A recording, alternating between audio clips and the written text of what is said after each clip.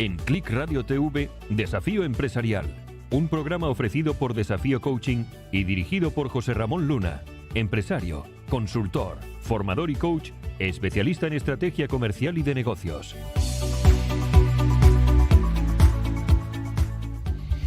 Muy buenos días, bienvenidos a una nueva entrega de Desafío Empresarial. Ya sabes, el programa que cada semana dirigimos al mundo de la empresa, a empresarios, a directivos, a emprendedores y a cualquier persona que tenga curiosidad sobre este maravilloso mundo. Damos como siempre la bienvenida en primer lugar a nuestras emisoras amigas que están transmitiendo este programa en directo con nosotros. En concreto hoy saludamos a Diámetro Televisión de Canarias, Armonía Duero de Tordesillas, Turia 78 de Valencia, Radio Sierra de Guadarrama. Y abrimos hoy nuestro programa con dos noticias con relevancia para la economía y para el mundo empresarial.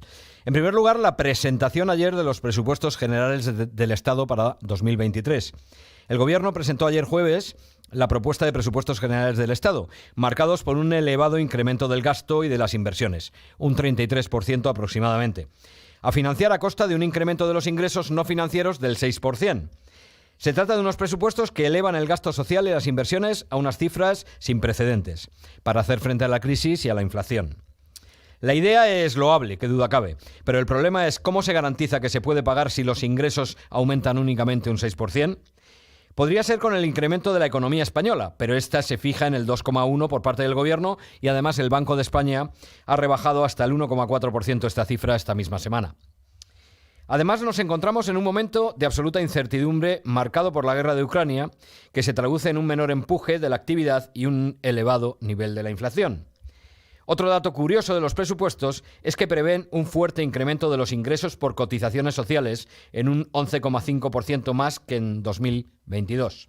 Esta cifra tiene también un elevado grado de incertidumbre, puesto que no tiene una correspondencia con la previsión de aumento de empleo y de los salarios que se barajan. Hoy mismo la COE ya se ha pronunciado al respecto. Las preguntas que me surgen a la vista de todo esto son tres. Primero, ¿se podrá pagar todo lo que se contempla? Segundo, en caso de que se pueda pagar, ¿quién es el que lo va a pagar? Y luego tercera, otra pregunta, y es, ¿tendrá que ver algo este incremento de gasto social e inversiones en que en 2023 hay elecciones? No lo sé, pero bueno, estaremos atentos a lo que vaya sucediendo a este respecto. La segunda noticia que hemos seleccionado hoy tiene que ver con la factura digital obligatoria. Dentro de poco tiempo, las empresas y los autónomos van a tener que expedir y remitir facturas electrónicas. Ahora mismo, y desde el 2015, es voluntario, pero la nueva Ley 18/2022 de Creación y Crecimiento de Empresas, conocida como CREA y CRECE, lo impone como obligatorio en su artículo 12, que dice textualmente: todas las empresas y autónomos deberán expedir y remitir facturas electrónicas en sus relaciones comerciales con otras empresas y autónomos. Está claro, así, que las sociedades deben ya empezar a dar el salto a esta nueva realidad.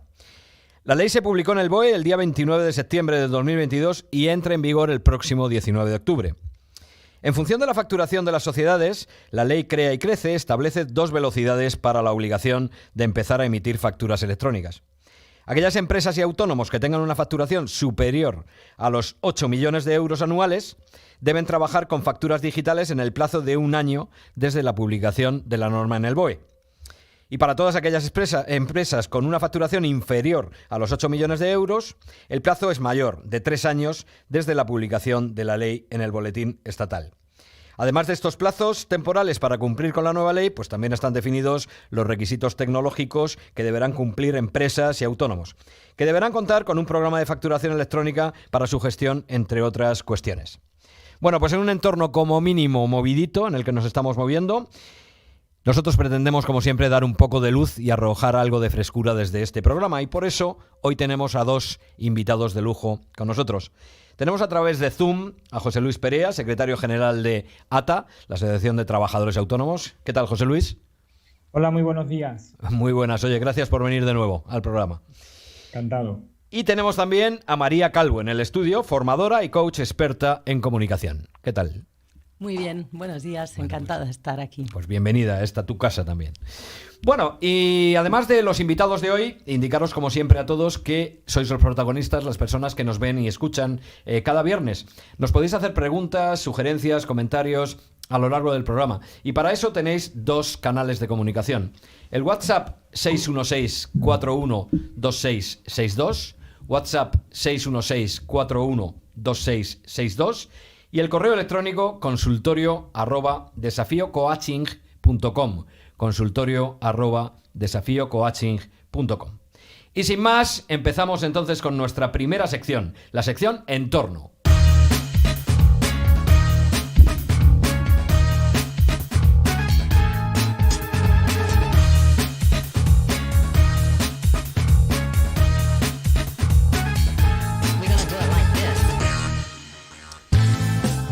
A pesar de un entorno incierto y del futuro impredecible en el que estamos, los autónomos y las empresas continúan manteniendo el empleo.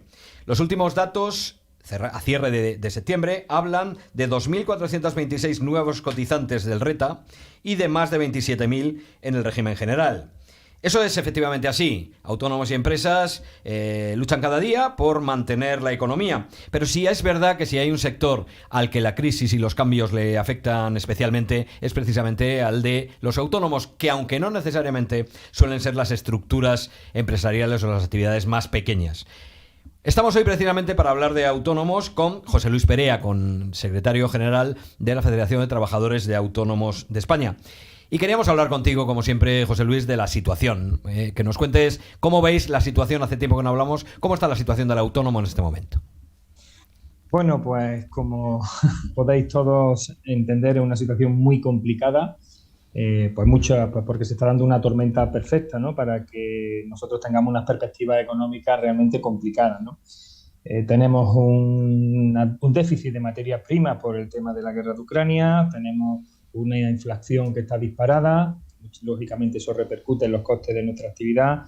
Tenemos también pues el encarecimiento continuo de las materias primas y sobre todo de la electricidad y del combustible. Y bueno, ¿por qué no? También pues estamos soportando unas subidas, por ejemplo, del salario mínimo interprofesional que ha subido un 35% en los últimos 5 años. Es decir, el entorno no es fácil y sobre todo porque la incertidumbre que hay por parte de los consumidores y el consumo es muy subjetivo, pues lógicamente eso hace que estemos vendiendo menos.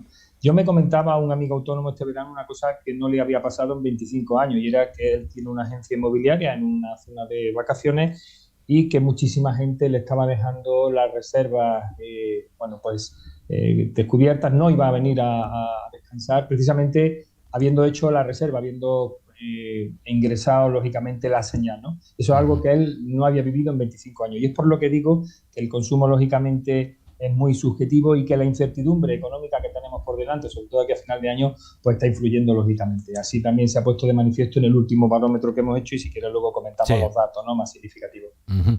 Perfecto, efectivamente eso confirma lo que estamos viendo día a día. Factores, por ejemplo, a mí me llaman la atención y sin mencionar a ninguna marca, ¿no? Pero, por ejemplo, el coste de la luz, ¿no?, para un negocio. Me han hablado realmente de algunas facturas del mes y ya no es que digas suben un poquito, sino que es que prácticamente en algunos casos pueden llegar a obligar a cerrar, ¿no? Que es un poco lo que estás comentando y eso es realmente así. Oye, y desde el punto de vista de ayuda, digamos, ayuda o entorno, no vamos a llamarle tanto ayuda, ¿no?, de entorno para poder hacer frente a este momento, ¿cómo ves la situación? ¿Cómo se están organizando los apoyos, las ayudas, las medidas? Ayer, por ejemplo, hoy he mencionado los presupuestos del Estado, ¿no? ¿Cómo los veis? Bueno, respecto a los presupuestos generales del Estado y después de la noticia que hemos tenido hoy de esta decisión unilateral del gobierno, ¿no?, de subir la base mínima de cotización, la base máxima de cotización, pues casi un 9%, fuera del ámbito del diálogo social. Y bueno, pues por darte algún dato, COE estaba reunida con su equipo el lunes con el Ministerio y no tuvimos ninguna noticia. Bueno, pues al final, evidentemente, parece que la fiesta la vamos a pagar nosotros, ¿no? Claro. Es decir, unos presupuestos derrochadores con un tinte ideológico muy importante de captación, de hacer política con el dinero público, pero evidentemente aquí los pagadores parece que vamos a ser nosotros, ¿no?, los empresarios y los trabajadores autónomos. Y esto evidentemente va a quitar no solo competitividad a las empresas, sino también lógicamente pues va a hacer que la contratación baje porque nos vamos a ver completamente ahogados y asfixiados, como ya lo estamos por las condicionantes que ya te he comentado antes, ¿no? Sin embargo, afortunadamente existen otros, sobre todo en el ámbito de las comunidades autónomas, existe otra sensibilidad y determinadas comunidades autónomas, bueno, van a bajar sobre todo los tramos de IRPF, que nos va a dar liquidez en los bolsillos, que es lo que necesitamos, y desde el punto de vista del emprendimiento, que eso siempre hay que favorecerlo, pues lógicamente pues se agradece, por ejemplo, pues esa tarifa cero o esa cuota cero para los nuevos emprendedores en Andalucía, en Madrid. Se está estudiando en otras comunidades autónomas, es decir, existe fuera del ámbito nacional, existe otra sensibilidad distinta con nuestro colectivo. Perfecto. Ahora que ya ha pasado un tiempo desde la publicación de una serie de ayudas que han tenido mucho bombo y ya podemos hacer balance, yo quería preguntarte sobre 3 líneas concretas, ¿no? En concreto, sobre los fondos europeos, es la primera de ellas.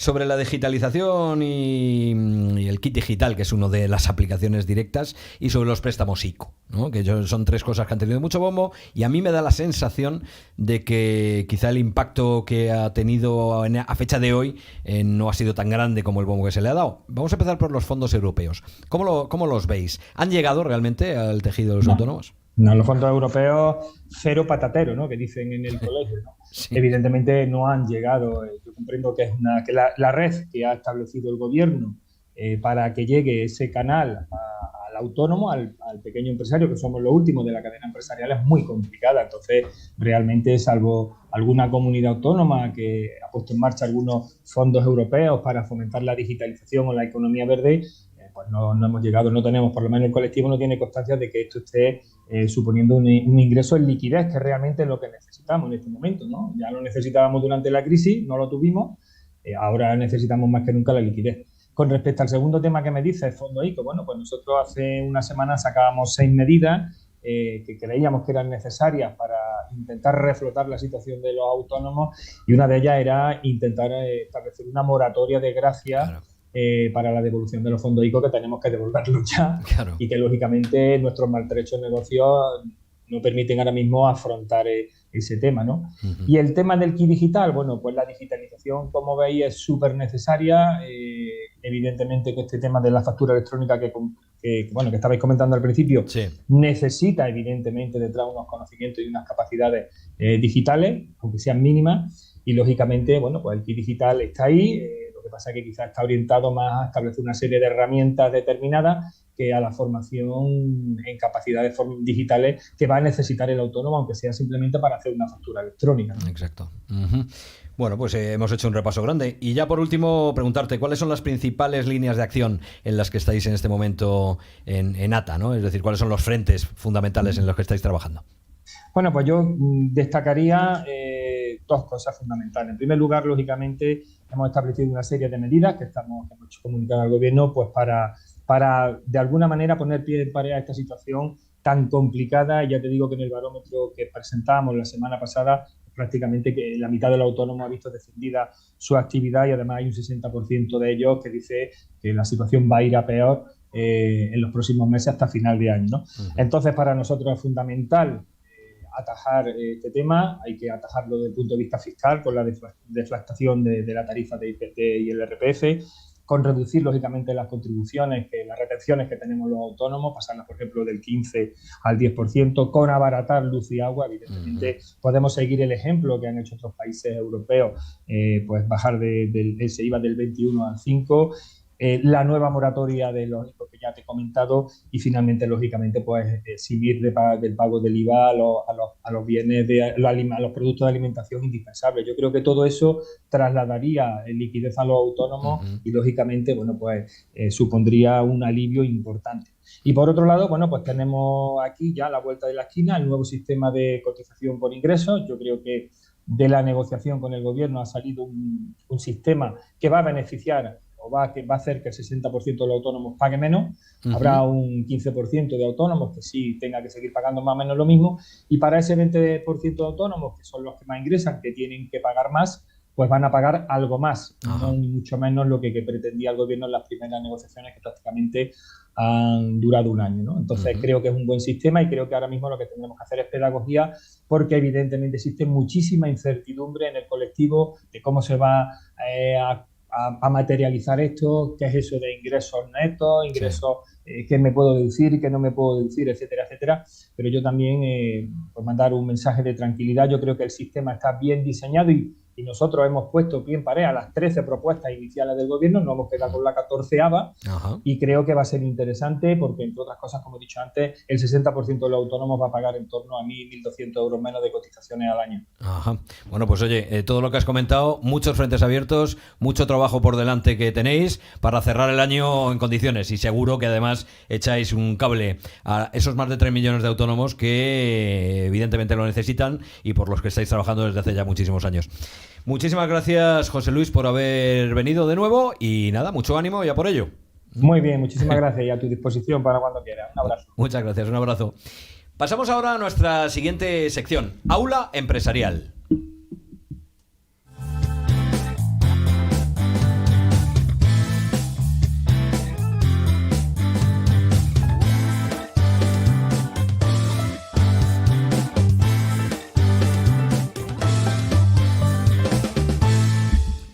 La comunicación es fundamental para conseguir resultados. Nuestro avance en cualquier ámbito implica siempre relacionarnos con personas y en muchas ocasiones influirles. Ya sea en el ámbito político, académico, profesional o personal, nuestra capacidad de comunicar de forma influyente va a marcar en gran medida nuestro desarrollo. Muchas veces confundimos comunicar con hablar. Eso es sin duda una visión simplista de lo que es la comunicación. Comunicar es mucho más que hablar. Piensa, por ejemplo, en un jugador de póker, de esos que salen en las competiciones por la noche. ¿Por qué crees que algunos de ellos llevan gafas de sol? Están jugando en un sitio cerrado y llevan gafas de sol. Pues porque los ojos son el reflejo del alma, dicen por ahí. Es decir, lo que están haciendo es intentar o evitar que le miren o le vean los ojos. Porque cuando reciben las cartas, los jugadores, de forma inconsciente e incontrolable en muchos casos, automáticamente dejan esa cara de póker y muestran una reacción hacia esas cartas. Y aunque no hayan dicho ni una sola palabra, el de enfrente ya han pillado directamente el mensaje y han dicho este va bien o va mal. Yo soy un convencido del principio es imposible no comunicar. Digas lo que digas y hagas lo que hagas, siempre estás comunicando. Gran parte de la culpa de que siempre comunicamos lo tiene la comunicación no verbal, precisamente. Un código de comunicación que funciona desde el principio de los tiempos y que tiene muchísima incidencia en el impacto que provocamos en las personas. De comunicación no verbal vamos a hablar precisamente hoy con nuestra invitada María Calvo. Que María Calvo, para que la conozcamos un poco más, os voy a leer algunas notas sobre ella, que lógicamente nos ha enviado previamente. María Calvo, escritora, formadora y coach especialista en habilidades de comunicación. Más de 20 años de experiencia en formación y consultoría para empresas y organizaciones como Atos Origin, Banca March, BASF, Informática El Corte Inglés, Fremap, Repsol, SACIR, Publi España, Publimedia, Fundación 11, podríamos seguir así con un montón de ellas. Mentora de emprendedores y startups en escuelas de negocio y universidades como la EOI, ESIC y Universidad Nebrija, donde brinda entrenamiento para enamorar a los inversores y obtener financiación en foros de inversión. Qué importante es. Desde 2017 forma parte del equipo de Alex Rovira como formadora en comunicación y liderazgo integral. En 2021 publicó su primer libro, Comunicación no verbal para humanos curiosos, con la editorial Almuzara, que por cierto tengo aquí, aprovecho para enseñar, y que vamos a hablar mucho de ello. Participa como speaker en jornadas, congresos y eventos como Expo Management, el Día de la Persona Emprendedora o TEDx de la Universidad de Nebrija. Muy buenos días, María. ¿Qué tal? Buenos días. Pues encantada, como te he dicho antes. Muy bien, feliz. Fenómeno. Pues oye, vamos a hablar de comunicación no verbal, pero para situarnos en el enfoque que tú le das a todo este tema, y como decía un autor en su momento, tú has venido a hablar de tu libro. No sé si has venido, pero yo te he invitado para hablar de tu libro. Entonces, vamos a hablar de tu libro. Cuéntanos el enfoque del libro Comunicación no verbal para humanos curiosos. ¿De dónde surge, cómo sale y sobre todo cómo lo has dividido? ¿Qué podemos encontrar ahí? Porque seguro que eso nos dice mucho de tu enfoque del tema. Sí. Siempre me ha parecido un campo apasionante y desde hace muchos años he investigado sobre ello, he observado y he tratado de aprender todo lo que era posible. He leído muchísimos libros y al final veía que no había un enfoque pues, que fuera completo a día de hoy. Y yo identifiqué que había unas capas en los gestos, que en los gestos está todo el ser humano y que podemos ver desde la parte más biológica, animal, que aparecen los gestos, emergen los gestos de forma natural, automática, lo que tú decías antes, no tan controlable, como ese movimiento de los ojos que evitan los jugadores de póker con las gafas de sol, como cuando alzamos las cejas o fruncimos cuando algo nos choca, nos sorprende o nos molesta, como cuando resoplamos a veces casi sin que... Es decir, hay un gran número de respuestas que son automáticas, biológicas, instintivas. Lo emocional también podríamos incluir ahí. Y esa parte biológica pues es muy interesante. Ahí podemos analizar similitudes con los animales, como el hacerse grandes o hacerse pequeños, ¿verdad? Cuando, por ejemplo, un animal tiene miedo, se hace pequeño, se repliega, se encoge, pues nosotros podemos aprender de eso para identificar muchos comportamientos y ver qué nos interesa hacer o no. También hay una parte cultural en los gestos, una parte aprendida. Porque en cada rincón del planeta nos han educado, se educa a los niños, a las niñas de una manera distinta. ¿Qué es lo correcto, qué es lo incorrecto? Eso es lo que el ser humano, de alguna manera, se ha inventado. Unos ritos, unos códigos, normas de comportamiento, de cómo debemos sentarnos, cómo debemos saludar, la distancia que es adecuado mantener, etcétera. Eso es cultural. Entonces vemos que hay como otra segunda capa, otro nivel que podemos analizar, que es lo aprendido, lo cultural. Y ahí está, pues podemos hablar del tema de las distancias, el tema de mirar o no mirar, ¿verdad? Los niños en Estados Unidos se les enseña, y en Occidente cada vez más, se les enseña a mirar a los ojos al otro cuando hablan. Y sin embargo, por ejemplo, en Japón, pues se educaría para no mirar a los ojos, es lo correcto, es lo cortés y es lo educado, mirar pues de la nuez para abajo, un poquito esta zona. Entonces, hay esa segunda capa. Y también, que ahí hay muchísimo para ver, ¿no? Cómo nos han educado y cómo también cada cultura tiene una tendencia a sonreír más o menos, a expresar más o menos las emociones. Entonces ahí también hay un componente aprendido que hay que evaluar, hay que valorar. Claro. Y después, también me gusta ver un tercer nivel que sería la capacidad de elegir del ser humano, que también tenemos. Como humanos, nuestro neocórtex nos permite decidir, tomar decisiones, elegir, y también podemos crecer. O sea, que no hay que quedarse solo con la herencia esa, con la mochila. Claro. Animal, no, es que soy así, no, es que esta es mi respuesta instintiva, o lo aprendido, sino que incluso podemos reflexionar sobre ambas cosas y podemos mejorar, como tú muy bien sabes. Con lo cual, entonces tú tomas esos tres pilares y dices, bueno, la parte instintiva, animal, que tenemos todo ser humano, en la parte cultural, que también tenemos y donde las creencias juegan un papel, etcétera, y luego que podemos aprender y entra el neocórtex en juego. Sí. Y con eso decides escribir un libro, ¿no? ¿Y qué enfoque le quieres dar a ese libro y cómo lo organizas, ¿no? Sí, lo organizo, bueno, pues tratando un poco estas tres áreas que te he comentado, justamente.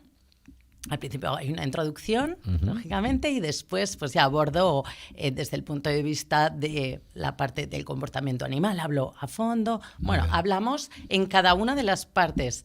Tronco, cabeza, extremidades. Sí, luego podremos ver algo de eso. Claro, vamos viendo estos diferentes niveles, pues para que sea ese análisis más rico y no simplificador, como a veces se hace, ¿no? Como a veces, sino un poco con matices, que creo que es lo que de verdad aporta y lo que enriquece mucho, y creo que una vez integrado te ayuda a ver mucho más en el mundo, en tu entorno, en los comportamientos, a ver mucho más, a entender a los demás y, en mi opinión, pues no tanto a juzgar, sino a comprender al otro y a poder ver cómo quieres interactuar con él o con ella, cómo quieres, entendiendo quién tienes al otro lado, pues como bien sabes, cómo interactuar mejor para poder, si te interesa, conectar, si te interesa, pues vender, o si te interesa fidelizar, ¿no? En esa relación, pues ver cómo llegar mejor.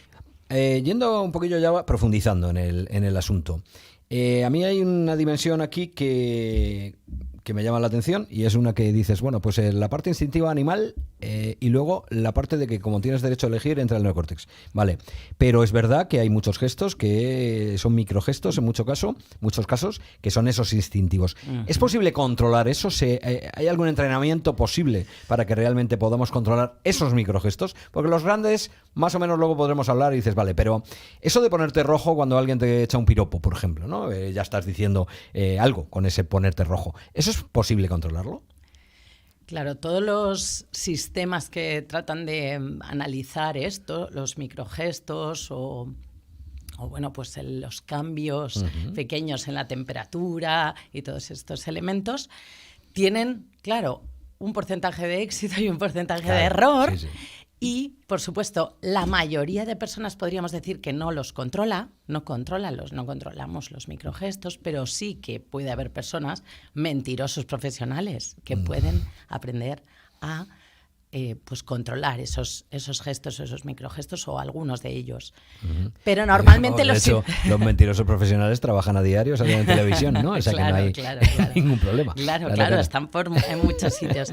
Y te iba a decir que, José Ramón, que por una parte, fíjate, de hecho, los niños cuando son pequeños normalmente no miran cuando mienten, por ejemplo, ¿no? Evitan la mirada, es una tendencia natural no mirar cuando están mintiendo. Y se suele interpretar en casi todas las culturas que la ausencia de mirada puede ser ausencia de verdad, de veracidad, de estar seguro de lo que estás contando, eso es. ¿verdad? Porque es una señal de incomodidad. Y en la mayoría de los casos puede ser. Pero es verdad que cuando nos vamos haciendo adultos, las personas aprenden o pueden aprender a no mirar, es decir, a mirar, aunque mientan. Pueden aprender a ello. Así que, en fin, todo hay que matizar y hay que analizar las cosas para no apresurarse en el juicio. A eso se le llama el error de Otelo. ¿Sabes lo que es? El error de Otelo es que asesina a su mujer porque llora cuando ha muerto el amante, el que él cree que es su amante. Correcto. Y la asesina a ella también. Entonces, pero lloraba pues por la desconfianza de él. Con lo cual estaba interpretando. Con lo cual, Shakespeare ya lo decía, cuidado, ¿no? Con el error de Otelo, interpretar demasiado rápido, juzgar demasiado rápido, que en eso somos muy, a veces nos pasamos. En eso, pues porque tenemos ese cerebro instintivo, reptiliano, como lo quieras llamar, que es el que rápidamente actúa y no ha pensado. Y claro, lógicamente yo me imagino que a ese nivel instintivo estamos hablando de controlar nuestros gestos, pero ¿qué hay de la interpretación que hacemos de los gestos del de enfrente, ¿no? Porque me imagino que será instintivo frente a instintivo. Claro. Es decir, tú haces un gesto que no has podido controlar y mi parte instintiva o mi parte primitiva o animal es la que interpreta también ese gesto. Claro. Y si por lo que sea interpreto una amenaza, que es muy habitual, pues ahí es donde viene luego la reacción desmesurada. Claro, por eso tenemos que trabajar esas creencias, desmontar ciertas creencias de esto es una falta de respeto o esto es un... Claro. Depende, por eso interesa profundizar y ver todos los matices que hay y cómo lo pueden ver en diferentes entornos para empezar a tener otro diálogo interno que nos ayude a dar otra respuesta, ¿verdad? También por eso creo que es muy interesante leerlo para poder ser capaces de llevarnos mejor con personas que son distintas a nosotros. Eso es muy importante, porque el que es muy empático, por ejemplo, a veces juzga a alguien serio como qué antipático, qué borde es esta persona, y es muy bueno entender que hay distintos perfiles de personalidad y que eso le acompaña un estilo distinto de comunicación no verbal, normalmente. Y además eso efectivamente tiene luego la siguiente derivada, es que como yo interpreto erróneamente el lenguaje no verbal que estoy percibiendo, eso hace que actúe de una manera concreta y esa manera probablemente no sea la más indicada, ¿no? ¿En dónde se aplica la comunicación no verbal en el ámbito más profesional, ¿no? ¿En qué ámbitos has tenido la oportunidad de trabajar más este campo? A ver, el lenguaje no verbal es que está en todo, está en todas partes. Claro. A ver, el FBI utiliza el lenguaje no verbal, por supuesto, la policía se interesa por el lenguaje no verbal, pero es que creo que un profesor le interesa el lenguaje no verbal. Totalmente. A todos, para negociar, cualquier empresario, cualquier emprendedor, antes que hemos estado hablando de autónomos, es que su lenguaje no verbal es su imagen, es su marca. En muchos casos, junto con su establecimiento, si tiene un local físico, junto con su vehículo, pero su lenguaje no verbal es imagen de su marca. Claro, y estamos hablando de la emisión, insisto, pero por ejemplo, si me pongo en el caso de un vendedor, vendedor, esa es la especialidad que normalmente yo tengo, ¿no? Cuando tú estás delante de un cliente, el cliente te está lanzando pistas permanentemente a través del lenguaje no verbal. Si tú eres bueno sabiendo y conociendo este tipo de cuestiones, primero eres bueno parándote a pensar y entender que eso es importante. Y luego ya, si encima tienes conocimientos X en algunos gestos que significan o pueden significar, pues es una gran guía para que puedas llevar la entrevista de una manera o de otra, ¿no? Totalmente. Percibir las señales, por ejemplo, de apertura o de cierre, ¿no? De interés o no, pues es, por supuesto, relevante para tomar decisiones en tu proceso, ¿no? De venta, en tu conversación. Y también en cuanto a lo que decíamos antes, el estilo de persona que tienes delante. Claro. Percibir, si muchos oyentes igual conocen el método DISC o algún otro modelo de tipos o estilos de personalidad, pues saber un poco si es más emotiva la persona o si es más racional, si es más activa o más tranquila o reactiva. Pues todo eso lo vemos en los gestos, absolutamente, el tipo de comportamiento no verbal, entonces ya te permite, junto con la escucha, que nunca está de más. Yo, aunque hable de lenguaje no verbal, por supuesto, las palabras, escuchar también es importantísimo, junto con observar. Junto con las palabras que diga, van a darnos una idea clara de ese tipo, de la persona que tenemos delante. Y hay canales preferentes para esa persona que tenemos delante, ¿no? Que ir a través de la emoción o ir a través de los datos o de la lógica o de la razón, de los argumentos, ir rápido a la acción o ir mapa, más despacio, es un mapa. Es como un mapa, es decir, si tú sabes interpretarlo, llegas a destino, ¿no? Exacto. Si te pierdes las salidas y todo esto que hay por allí, pues no, y ahí hay un montón de mensajes que se trasladan a través de este lenguaje, ¿no? Claro. Hay una palabra que se utiliza mucho y que es la congruencia, ¿no? Congruencia, que significa pues que tiene algo que ver lo que estás diciendo con cómo te comportas cuando lo dices o lo que... háblanos un poquito de esto. Es decir, ¿tú crees que la gente en general es congruente? La gente es una generalización. Sí. Pero bueno, ¿hay personas no congruentes? Creo que los más congruentes son los que más nos convencen y más nos arrastran.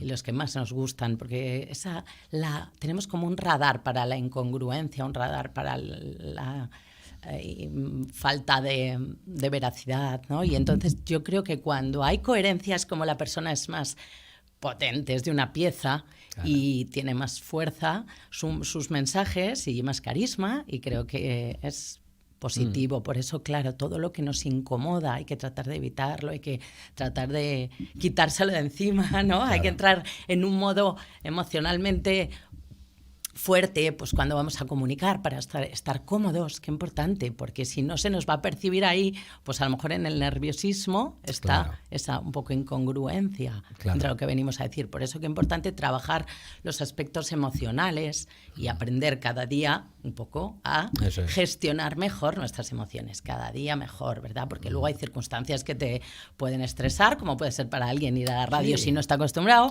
o como puede ser para alguien, bueno, pues una situación de streaming, o puede ser cualquier cosa. Pero podemos cada día ir aprendiendo a gestionar nuestra emoción, y también hablo mucho de eso en el libro, José Ramón, porque hablo de la bidireccionalidad entre la postura corporal, entre el cuerpo y las emociones. Sí. Sabemos que las emociones se reflejan en el cuerpo, es decir, si yo estoy más triste, pues me voy a ir un poco más para abajo, y seguramente si estoy alegre, si es que lo decimos, me vengo arriba, ¿no? Me vengo arriba, me hago grande, me pongo como más ligera, ¿vale? Con la alegría. Entonces, igual que hay ese sentido, hay el sentido inverso. Las emociones se reflejan en el cuerpo, pero el cuerpo también arrastra la emoción. Entonces, ese es un punto muy importante que lo explico muy bien en el libro, que la postura, por ejemplo, colocarse en buena posición, vertical, los hombros abiertos, por ejemplo, pues ya está enviando un mensaje a nuestro cuerpo y a nuestro cerebro de estamos bien, ¿verdad? Exacto. Y hay esos estudios maravillosos de hoy en día en la neurociencia, hay tanta investigación que habla de eso, de la conexión entre la postura y el estado emocional, como los gestos de alto poder, ¿no? Sí, el colocarse 2 minutos solamente en postura así, brazos arriba, o los brazos en jarras. Por ejemplo, cuando uno se coloca así, ¿no? Con una postura fuerte, grande. Es que está enviando un mensaje a su cuerpo de estar bien, de estar en una situación de fuerza, no de estar debilidad. Entonces, siempre recomendar a bueno. todos, antes de una reunión, Sí. antes de una negociación, si van a hacer, por supuesto, una presentación en público, 2 minutos al menos de gestos de alto poder o de una postura grande, abierta, gestos así, en jarra simplemente, Sí. o al menos colocarnos verticales en la silla y un poco abiertos. Sí. Muy interesante eso porque... Ya te colocan, baja el cortisol, bajan los niveles de cortisol. Es que es la hormona del estrés. Claro. Y al contrario, hacerse pequeñito, 2 minutos, Aumenta. los niveles de cortisol. Así que eso Sí. es claro, ¿vale? Ida y vuelta. Es muy importante eso que dices, yo estoy también convencido. De hecho, publiqué en su momento una cosa que se llamaba Ante momentos bajos, cabeza alta. Anda, Que qué era bonito. precisamente, era cuando estás abajo para ayudar a mejorar el estado de ánimo, tenías que modificar tu actitud corporal, que es lo que estás comentando, y entonces decías, simplemente por el hecho de subir la cabeza, ves las cosas o percibes las cosas de una manera diferente. Y al final lo importante no es lo que pasa, sino cómo lo percibes.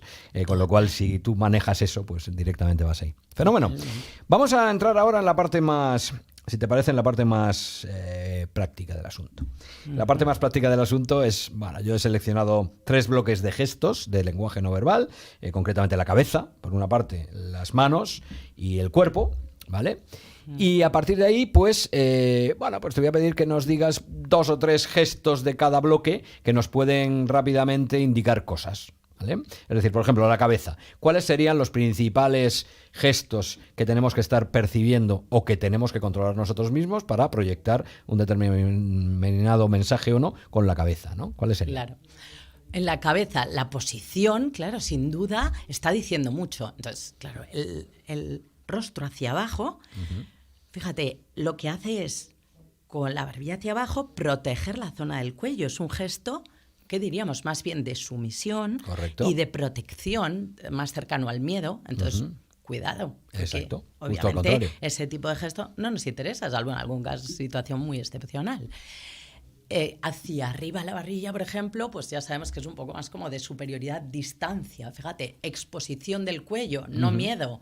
Puede llegar a ser muy, incluso arrogante, ¿verdad? Correcto, nos sí, es ponemos verdad. muy estirado. O sea, que sería, la verticalidad sería la neutralidad, lo ideal. Estar bien, estoy bien, pero no agresivo. Y, por ejemplo, en cuanto a los lados, también el Ajá, movimiento muy bien. también es interesante. Ladear la cabeza, ¿qué puede significar? Pues significa también sumisión. Es mostrar la yugular, es un gesto también pues, que no se haría en una situación en la que estemos, por ejemplo... En una situación incómoda normalmente no se haría así, No, sería claro. más bien en confianza, es un gesto pues, de amabilidad, de acercamiento al otro. Si lo acompañamos de la escucha, Claro. es un gesto muy de escuchar y fijaos, nos hacemos un poco más pequeños también Sí, sí. al inclinar, entonces no es un gesto agresivo, sin duda, es lo contrario, un gesto antiagresivo. Perfecto. O sea, con lo cual, en la cabeza, posición neutra es cabeza centrada desde el Sí, punto de vista de movimiento sí. lateral y ni muy abajo ni muy arriba, simplemente Sí, exacto, vale, exacto. fenómeno. Es una actitud, digamos, asertiva, afirmativa, Exacto. de estar bien, Muy estar bien. Fenómeno. Vamos a las manos. ¿Qué nos dicen las manos en el lenguaje de los gestos, en el Bueno. lenguaje no verbal?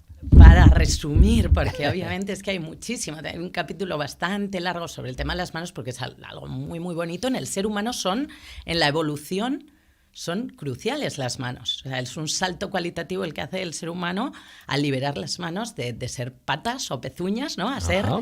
de pronto un elemento con el que puede manipular el entorno, puede construir herramientas, puede utilizar un arma, puede hacer fuego, puede cocinar. Hay teorías sobre cómo cocinar ha hecho al hombre, ha hecho al ser humano, ¿verdad? Porque implica planificación, implica un proyecto, implica cooperar, bueno, tantas cosas, ¿no? Es muy, muy bonito, y lo explico mucho más en el libro. Pero las manos, entonces, son algo en el ser humano, son acción, management. Ah, Tiene mira, la mira. raíz es manos, es acción, Qué es bueno. manejar. Sí. Es acción, es hacer cosas. Y entonces, las manos son algo muy humano y el que las manos estén en acción, digamos, o formen parte en el mensaje, acompañen, pues da coherencia, da congruencia, lo que tú decías antes. Porque si yo estoy contando algo con implicación, Sí, no, lo lógico es que las manos también estén ahí. También si quiero transmitir mucha serenidad, pues me puede interesar las manos pues en un estado pues más reposado, más sereno, dependiendo del momento, claro, y del objetivo de mi comunicación.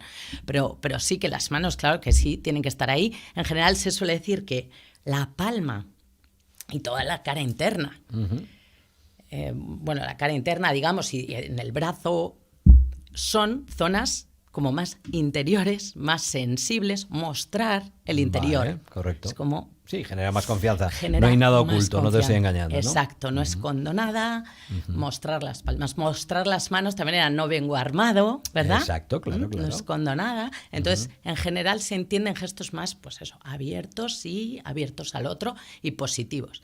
En general, si nos mostramos más abiertos, eso conecta con el cuerpo, transmitimos que estamos bien y no hay miedo. Perfecto. ¿Vale? Entonces, en general, mejor gestos abiertos, manos extendidas, en general, y ahora en función del momento de nuestra comunicación pueden estar más en movimiento o menos. En general suele ser, en nuestra cultura occidental, lo educado que estén a la vista. Sí. Nos lo han dicho desde siempre, desde pequeñitos. Las manos no abajo, no escondidas, sino como encima de la mesa, es como a la vista, es más... Eso es educativo, es cultural, pero bueno, tiene que ver también con un poco con los instintos, no esconden un arma o algo. Ahí habría muchísimo, efectivamente, porque luego las manos está ya los diferentes movimientos de las manos, ¿no? Claro. Es decir, cuando yo utilizo pues un gesto regulatorio, ¿no? O regulativo, en el que digo esto es pequeñito, esto es grande, esto es tal, es decir, puedo empezar a jugar mucho, ¿no? La propia gesticulación que haces con las manos utilizándolo. Pero bueno, como tú bien dices, hay un capítulo, ¿no? Y ahí orientado, fenomenal. Y vamos al cuerpo, ¿no? En general, al movimiento, distancias y tal. ¿Qué refleja eso? Bueno, sobre el cuerpo y sobre las distancias que me dices. En primer lugar, si pensamos desde un punto de vista biológico animal, está acercamiento, significa interés. Correcto. O alejamiento, rechazo, distancia, desinterés. Por lo tanto, bueno, ahí ya hay un nivel que podemos entender ahí en las distancias cuando nos sentamos más cerquita de alguien o más lejos, etcétera. Habría esa parte biológica. También es muy importante entender también, fíjate, además de la distancia, la postura, la orientación ventral, es algo que se suele llamar, que es el orientar el frente. Sí. Porque obviamente no es lo mismo dar la espalda. Claro. Zona defensiva, zona pues donde está el caparazón, las púas, el pelaje protector, ¿no? Sí. Y en cambio el frente son los órganos vitales, es como un perrito que nos deja rascarle la tripa cuando está en confianza, ¿no? Correcto, muy buen ejemplo. Claro, entonces como el gesto del abrazo, que es ir a acercarse al otro así, el gesto del abrazo sería un indicador, ¿no? Nos sirve si es una postura orientada hacia nosotros o no. Eso también se ve incluso sentados y con las piernas, pero si la persona está orientada hacia la otra persona o más bien como... Sí, efectivamente, sí está bueno. Dando un poco la espalda o incluso con la pierna cruzada protegiendo, como un poco alejándose, protegiendo. Entonces, es importante la distancia y también la orientación del cuerpo. Y en cuanto a la distancia está la parte biológica, pero también luego lo cultural, que como hemos dicho, hay culturas de más contacto. Las culturas, por ejemplo, la nuestra, las mediterráneas, las latinas, somos culturas de mayor contacto y... También hay grados entre los países. Sí. Para los cubanos, nosotros somos fríos. Hombre, ya te digo, ¿no? Y depende para quién, depende, los colombianos, depende, ¿verdad? Hay diferencias, pero obviamente nosotros frente a los alemanes o a los suecos, pues también hay una gran distancia, ¿no? Las culturas del norte de Europa son de menos distancia y las de Asia, pues... Es porque tienen más terreno, yo creo, ¿no? Menos habitantes y tienen más espacio. Puede ser. Es cultural, clarísimo. Es cultural. Hay una anécdota divertidilla sobre esto de la pandemia, sobre esto, que era lo de los suecos, ¿no? Que decían y noruegos, que decían que en la pandemia, cuando estábamos viéndonos obligados al 1,5 metros de distancia, decían que estaban deseando que acabara la pandemia para poder volver a sus 2 metros habituales. Qué bueno, ¿no? Bueno, sí, eso se pueden dar muchas interpretaciones. Claro, estaban incómodos por el 1,5 metros, ¿no? Era como... Eso es un poco como la broma, que 1,5 metros para ellos será hasta poco, ¿no? O sea, que ellos tienden a más. Pero bueno, es absolutamente cultural. Entonces también cuando vemos a otro no hay que apresurarse en interpretar. no solo por la cultura de origen, que sea un sueco el que tengo aquí delante, pero su cultura a lo mejor familiar, ¿verdad? Y todo lo que tú has mencionado antes, las creencias. Es decir, que hoy en día ya es un poco, no son ya las culturas solo los países, sino microculturas, y también nos interesa, bueno, en ese sentido se está globalizando mucho el mundo, eso es muy interesante. Sí, quizá por los movimientos migratorios e inmigrantes, ¿no? Es decir, estamos viajando constantemente, se están fundiendo los países, están fundiendo las culturas. El mundo es más pequeño, exacto. A mí, yo tuve la suerte de viajar a Japón y me decía una persona que conocí que... Claro, que las nuevas generaciones muy jóvenes, con las películas, las series, la música, internet, la globalización, ya no era el Japón de antes tradicional, ahora ya está mucho más mezclado. La adaptación cultural es mucho mayor porque ya conocemos, esas diferencias culturales las conocemos por televisión, por decirlo de alguna manera. Exacto. Interesantísimo, María, lo que nos cuentas. Vas a tener que volver otro día porque esto se puede estar hablando, un montón de tiempo. Muchísimas cosas. Aplicación dentro de lo que nos afecta este programa o donde lo volcamos, directa en la empresa, en presentaciones en público, en liderazgo, en ventas, en negociación, en un montón de áreas que son áreas fundamentales para el crecimiento de las organizaciones. Nosotros dedicamos mucho tiempo a esto en este programa y por eso he querido mencionarlas, porque lo que tú puedes hacer concretamente es ayudar a esas organizaciones a impulsar este tipo de habilidades en todos esos ámbitos. Y ya no solo en la comunicación no verbal, sino en el plano de la comunicación también verbal. Entonces, ojo, quedaros con el nombre, María Calvo, comunicación no verbal para humanos curiosos. ¿Y dónde te pueden encontrar? Yo recomendaría LinkedIn directamente, que ahí te tienen, ¿verdad? LinkedIn, María Calvo del Brío, ahí me ven, me fichan, ven todo. Pues ya está, ya lo tenemos ahí. Me contactan. Fenómeno, pues oye, un placer que hayas venido. Y nada, quédate lógicamente hasta el final del programa, que terminamos ahora, y encantado. Muy bien, un placer, José. Muchas gracias. Bueno, y entramos ahora en nuestra siguiente y última sección, que es Desafío Comercial.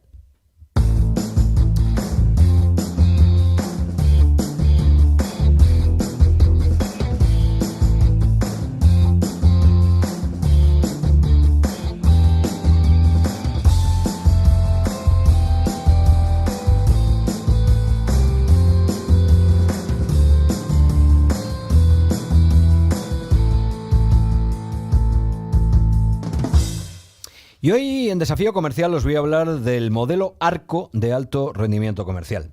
La realidad comercial es cada vez más compleja, nada raro si tenemos en cuenta que eso es lo que pasa con la realidad global en la que estamos viviendo. Estamos inmersos en un mundo de cambio constante, cargado de incertidumbres y también de muchísimas innovaciones, marcadas también por una aceleración cada día mayor del progreso tecnológico. Y esto tiene un impacto muy directo sobre las políticas y sobre las actividades comerciales. Y en concreto tiene un impacto muy directo sobre las actividades comerciales más tradicionales, sobre las organizaciones que utilizan redes comerciales tradicionales y también sobre los vendedores tradicionales. La aparición de la venta por Internet ya consolidada, los cambios de consumidor en este sentido y todos estos movimientos de mercado hacen que las redes tradicionales de venta pues estén envueltas en unos cambios complejos que requieren una adaptación más o menos rápida, ¿no?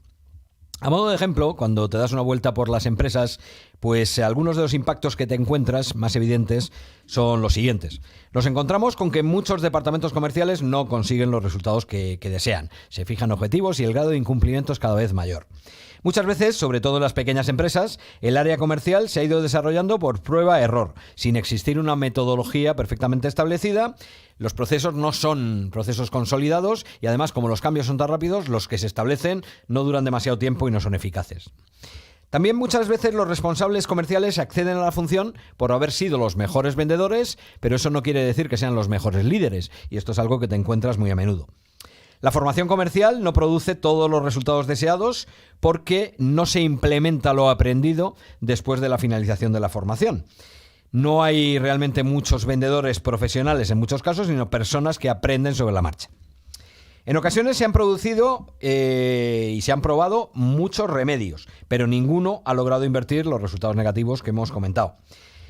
La red comercial en muchos casos ha entrado en una inercia, hemos entrado en el bucle y a partir de aquí no sabemos salir. Y encima todo esto con una competencia cada vez más creciente.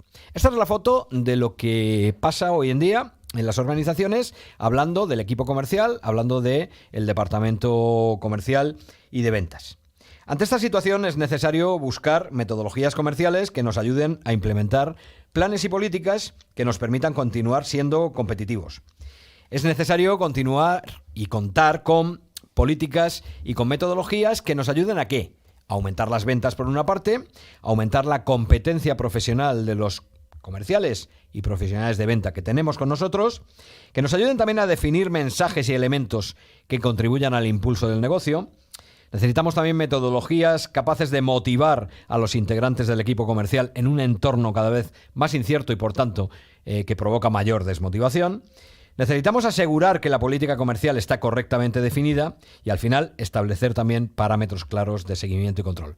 Es decir, el mensaje es muy claro. Estamos en un momento de cambio continuo, un momento de incertidumbre, con un mercado muy turbulento que hace que las condiciones de venta sean más difíciles. Ante esto, el modelo tradicional de red comercial sigue siendo válido siempre que sea capaz de aportar un valor diferencial diferente a Internet. Y para conseguir aportar ese valor diferencial, obviamente la adaptación tiene que ser, por una parte, rápida, y por otra parte, incluir elementos probablemente más sistemáticos y más metodológicos que hasta ahora. La venta no es simplemente una capacidad de hablar y convencer, sino que ahora mismo es una profesión y una ciencia como cualquier otra que requiere una metodología. Por eso, hoy quería hablarte del modelo ARCO de alto rendimiento. Como su nombre indica, es un modelo, es una metodología. Es una metodología que contempla todos los ámbitos en los que una organización tiene que trabajar para impulsar su actividad y resultados comerciales.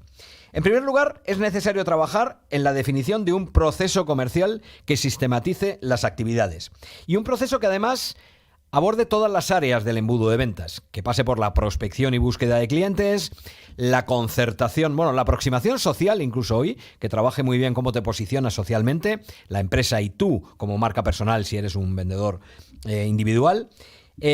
También un proceso que aborde la concertación de entrevistas y reuniones. Hoy en día es muy difícil ganarse el tiempo del cliente para que te permita dedicar un espacio de tiempo a ellos y tratar de ofrecer tus productos y servicios. Un proceso también que siga con una ejecución eficaz de la entrevista de ventas y un proceso que además contemple la fidelización. Es decir, se trata de pararse a sistematizar todas las fases del embudo comercial. Esta es una de las dimensiones, pero la metodología ARCO también trabaja en la segunda dimensión, que es la necesidad de trabajar el marketing de contenidos. ¿Por qué? Porque estamos en un mundo en el que te tienes que posicionar en la mente del cliente posible y posicionarte de forma diferencial. Y estamos en un momento en el que eso lo conseguimos a través de los contenidos, a través de las redes sociales, etcétera, que ahora mismo son una de las claves para el posicionamiento, y nos tenemos que situar en la mente de nuestro cliente como expertos en algo. Para eso el marketing de contenidos es fundamental. Muchas veces integramos o escribimos posts o lanzamos artículos indiscriminadamente y no nos posiciona todo lo que nos podía posicionar. ¿Por qué? Porque no hemos tenido en cuenta el viaje del cliente, no hemos tenido en cuenta que los contenidos para una persona o un cliente que está en fase de toma de conciencia, no sabe ni siquiera si necesita tus productos y servicios, es diferente ese contenido que tiene que leer al contenido de alguien que ya está tomando la decisión de a quién comprar, pero ya tiene muy claro que hay algo que necesita. Muchas veces nosotros lanzamos cosas, pero están indiscriminadas. Tienes que generar contenidos de conciencia, es decir, contenidos que hagan ver a las personas que tus productos y servicios pueden ser interesantes. Contenidos de consideración, que hagan ver a las personas que ya saben que es interesante tu producto o servicio o la solución que prestas, cuando van buscando diferentes alternativas, pues se paren en ti, que es la etapa de consideración, la de búsqueda de soluciones. Tienes que hacer contenidos en la etapa de decisión, es decir, alguien que ya ha mirado las opciones y que ya está a punto de tomar la decisión, necesita leer en ese momento un contenido tuyo que diga: este es el que quiero, ¿no? Y ahí ya pues tienes que meter casos de éxito, cualquier otra cosa. Pero son contenidos muy diferentes. Por eso es muy importante trabajar en una metodología de contenidos hoy en día. La tercera dimensión es que al mismo tiempo que definimos un proceso y unos contenidos, es necesario dotar de herramientas potentes a los comerciales para vender. Estas herramientas no son solo informáticas, que también, sino que incluyen cuestiones muy operativas, como por ejemplo ayudarles a definir lo que se llama por ahí buyer persona, es decir, ayudarles a definir quién es su comprador ideal. Ayudarles también a hacer preguntas poderosas. Siempre decimos que los comerciales tienen que preguntar porque la pregunta es una herramienta potente en la venta, pero hay que dotarles de manuales en los que puedan encontrar preguntas de ejemplo y que de alguna manera se las puedan llevar a las entrevistas para saber cómo resolver esta cuestión. Herramientas también de manuales de gestión de objeciones. En muchos casos los clientes ponen objeciones para no comprar y nos damos cuenta de que esas objeciones son siempre las mismas. Son 5 o 10 objeciones, no hay más. Pues si son siempre las mismas, trabaja en un apoyo previo en el laboratorio de forma de manual que le puedas transmitir a tu red y en base a eso ellos vayan preparados para rebatir esas objeciones. Y luego, por supuesto, también, además de todo esto, proporciona herramientas de gestión comercial. La estrella del rock en este sentido es el CRM. Proporciona un CRM que realmente funcione y que no dé más pereza cumplimentarlo que el beneficio que te da el propio CRM, que es lo que pasa en muchas ocasiones. Por tanto, herramientas para el comercial. Hemos trabajado el proceso, hemos trabajado el posicionamiento, dotamos de herramientas a los comerciales y al final, pues se supone que todo esto, si fuéramos capaces de implementarlo, ayudaría a la política comercial. Y para implementarlo, ¿cómo implementarlo? Pues también con metodologías de implementación. El modelo ARCO incorpora las mejores metodologías de formación, hay que entrenar a la red, pero también metodologías de coaching, porque tienes que trabajar probablemente individualmente con los profesionales de ventas de tu organización uno a uno, porque no todo el mundo sabe lo mismo, ni puede lo mismo, ni quiere lo mismo. Es decir, de alguna manera tienes que personalizar y en ese sentido el coaching es una buena herramienta. Trabajar también con herramientas de consultoría, porque no es solo formar, es decir, hay que hacer cambios reales dentro de la organización e incluso a veces, por ejemplo, pues tecnológicos, y ahí es donde está la consultoría. Ya por llamarlo así, si lo haces tú solo en tu organización, serás consultor interno, pero entendemos por consultor a alguien que te ayuda a implementar lo que son los cambios. Y al final, pues lógicamente también combinado todo esto con herramientas y metodologías de evaluación que te permitan hacer un seguimiento con los famosos KPIs o indicadores que te digan y te den una foto de si vas por buen camino o no. Como ves, esta es la base del modelo ARCO, trabajar de forma integral todas las dimensiones que afectan al resultado comercial y por tanto te pueden ayudar al impulso de negocio. Este modelo ARCO que en Desafío Coaching llevamos implantando con éxito en compañías de muchos sectores y de muchos tamaños desde hace un montón de años. Bueno, pues todo eso y además, fíjate, y en esto ya para terminar, en el ámbito comercial, la comunicación, una de las cosas que trabajamos, por ejemplo, en ARCO, dentro de la parte de formación, es el entrenamiento en comunicación. Es fundamental para la venta. Y hay un bloque y un capitulito que es precisamente comunicación no verbal, por todo lo que hemos estado hablando hoy. Imprescindible. Por eso decía que la utilidad de lo que María pues ha contado en su libro, pues que tiene que ver mucho con el impacto directo en las organizaciones. Uh-huh. Muy bien, pues hasta aquí hemos llegado hoy en el programa Desafío Empresarial de hoy. Hemos tenido a José Luis Perea de ATA, hemos tenido a María Calvo, experta en comunicación, y os hemos tenido a todos vosotros escuchándonos y viéndonos por ahí fuera. Os deseo una muy buena semana y nos vemos y escuchamos el próximo viernes.